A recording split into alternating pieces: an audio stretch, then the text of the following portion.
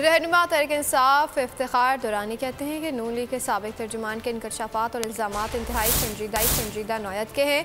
ये press conference तस्लीम हैदर ने लंदन में की है, जहाँ बगैर सबूत के इस तरह की बात नहीं की जाती। वो न्यूज़ के प्रोग्राम बास बहुत हो गया में गुफ्तगू करते हुए PTI रहनुमा ने चीफ जस्टिस पाकिस्तान से नून लीगी रुकन के एतराफ़ी बयान का नोटिस लेने का मुतालबा किया। उनका कहना था कि बरतानिया के हुक्काम भी मामले का फौरी नोटिस लें। कंडेमिनेशन है।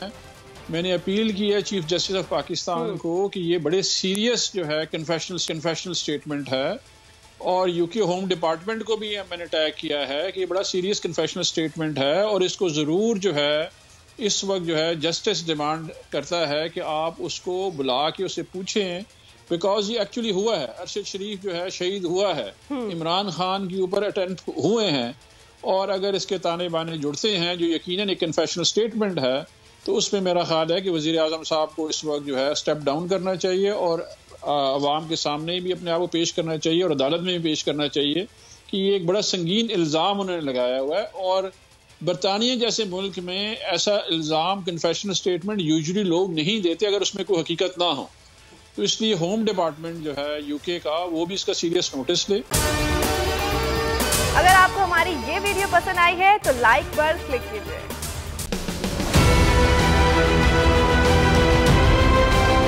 मैं आज बोल्ड टीवी वाले शोएब शेख को, उन्होंने उसकी जिंदगी को खतरा अब हो गया।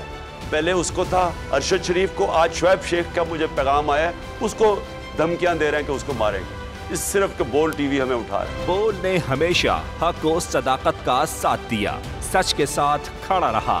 हम हैं मिसाल अब्र, अगर इस हवा से हम डर कर सिमट ही जाएंगे, ऐसे भी हम नहीं। बड़ी मुश्किलात, बड़े बड़े चैलेंजेस, सिर्फ बोल खड़ा रहा, बोल डटा रहा। बोल को है जरूरत अवाम के दुआओं की। इज़हार आसाती के लिए, पाकिस्तान के लिए, पाकिस्तानी अवाम के लिए।